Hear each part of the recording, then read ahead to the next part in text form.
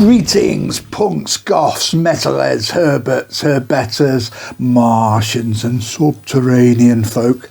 How are you all doing? My name's John. This is the Health Anarchist channel.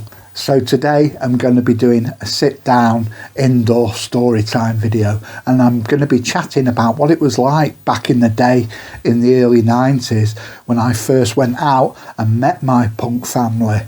Now I'll just explain a bit about that. When I say punk family, some people are confused. They go like, well, you've already got a mum and dad, that's your family. Well, when I say punk family, I'll explain how it is for me. I come from a broken home. I was like thrown out as a teenager, so I didn't really have a family. So the punks that I met had come from similar broken homes, and we became each other's family. So that's how it was for me anyhow. Right, I'm just going to butt in a minute here because I think this needs clarifying a bit further when I talk about punk family.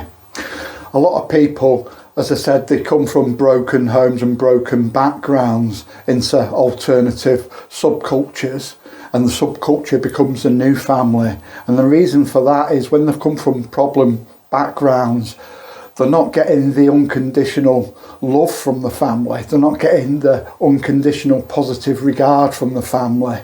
And they're not getting the help and support that most people get in life from the family. Now, this can be hard for people who have a good family relationship and they get all those things from their family to understand. But yeah, that is the reality of quite a lot of people in the subcultures to have this kind of background. Now, it's not everybody. There's plenty of people in subcultures who have good family relationships, and that's fantastic, but certainly not all of them. And for those who don't, the subculture that they get into, they're typically punk.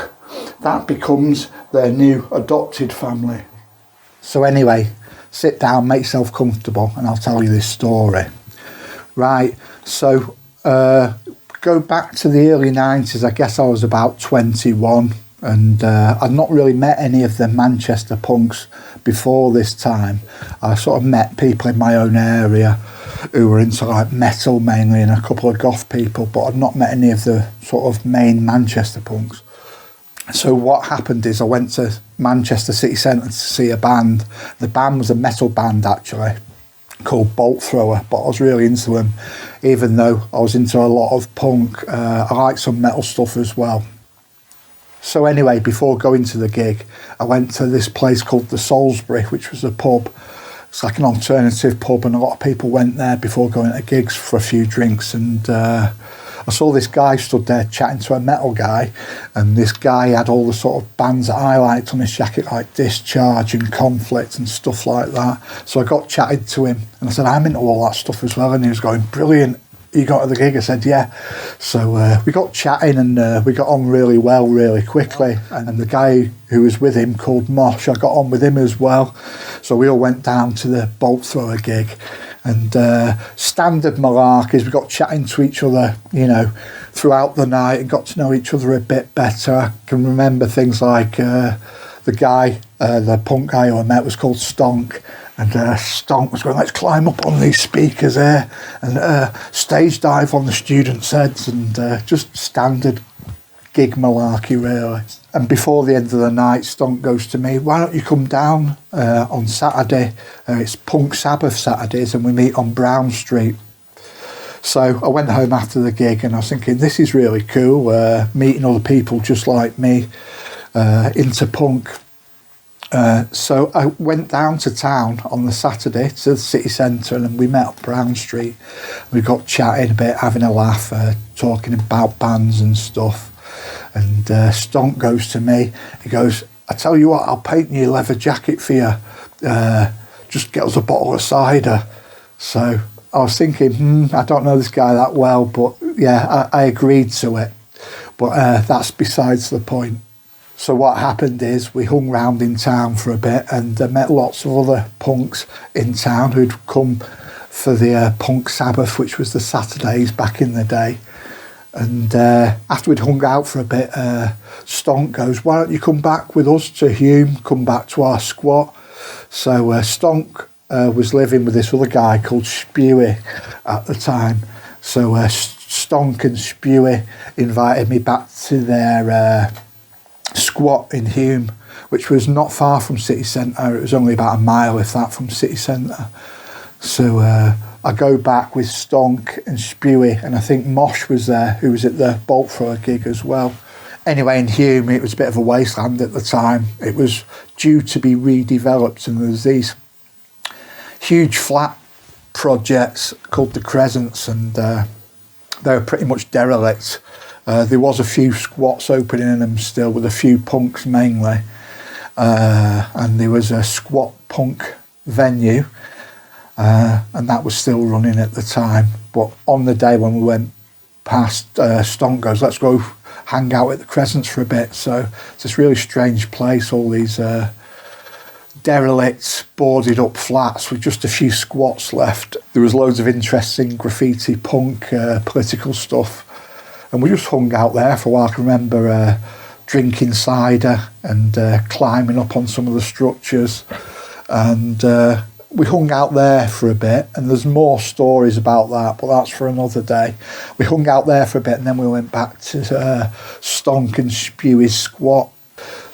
So the squat that they had, it was earmarked for demolition, and I think there's probably a couple of years left on it before it was demolished. So no one was really bothered about it. The authorities weren't bothered because they were due to be demolished.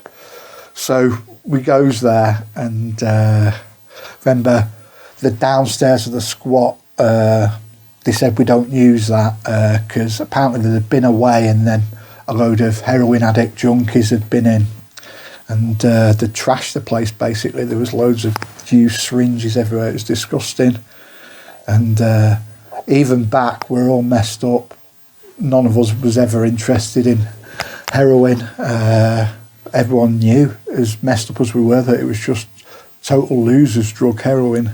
And I've heard a few people recently speaking about heroin as though it's a kind of romantic thing, and I can tell you it is the least romantic thing in the world, unless your view of romance is sat outside a supermarket begging for money for smack. Then, you know, it's a mug's game. But anyway, so the downstairs was disused, so we went upstairs, which was the area that was being used at the time. Eventually the stairs were took out, and we had a ladder going up to a trapdoor, but again, that's another story. So first impressions, there was all these punk flyers and posters up everywhere, and Spewy started putting some music on. At the time, we were all into hardcore punk, and it was hardcore punk or nothing else. I still love my punk, but I listen to all sorts of different stuff these days. All alternative stuff, but yeah, back at the time it was hardcore punk. So I think he was playing some Discharge, followed by some Sore Throat. So we go round, Stonk comes back with a hammer and starts going behind the sofa banging, and I go, what are you doing? He goes, I think we've got mice. It was like crazy. There's always mad stuff like that, a bit like the Young Ones, but all Vivian.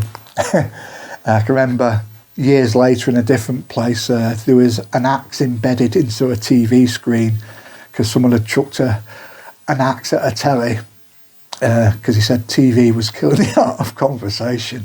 So it's pretty mad times, and yeah, but that's what it was like. It was very rough round the edges, but these people accepted me with warmth, and you know, they looked out for me, and we looked out for each other, and it was something that I hadn't had. I'd been rejected by my own family, and as rough as it was, you know, it's nice to have something and some sense of belonging. So yeah, so Stonk's running around with a hammer, and we're just chatting about punk, and it was just like fantastic for me finally meeting and getting on with people who were like my family, fellow punks. And yeah, it was great, and we got hungry at one point, and Spewy said, we've got some food still, someone's left some food here, someone who was staying. So Spewy goes downstairs, cooks some food up and brings it up on plates, and it's basically tinned peas, garden peas, and tinned tomato spaghetti just mixed together, like a really bad combination. I said, have you got a knife and fork? And he goes, no, we've not got any knives and forks. And Spewy and Stonk just proceeded to scoop it up in the fingers and eat it with their hands. And I was like, I've never been in a situation where I don't have cutlery. So I think eventually Stonk said, you can have a pair of scissors. He just picked up a pair of scissors from the side and said I'd eat it with those. So I ate it with a pair of scissors because I was posh. But yeah, that's what it was like. And like I say, as rough around the edges as it was something being accepted that I'd not had for a very long time. So, warm memories of those sort of times. So anyway, after a while, Stonk goes, let's go to the old school. So we go to this old school that was just across the way, derelict school. It was opened up. People had been in there to strip pipes and wire. And Stonk goes, should we go in the cellar? And then Spewy goes, it's too dark, we can't see.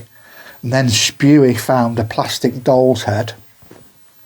And he found a stick and he put the doll's head on a stick.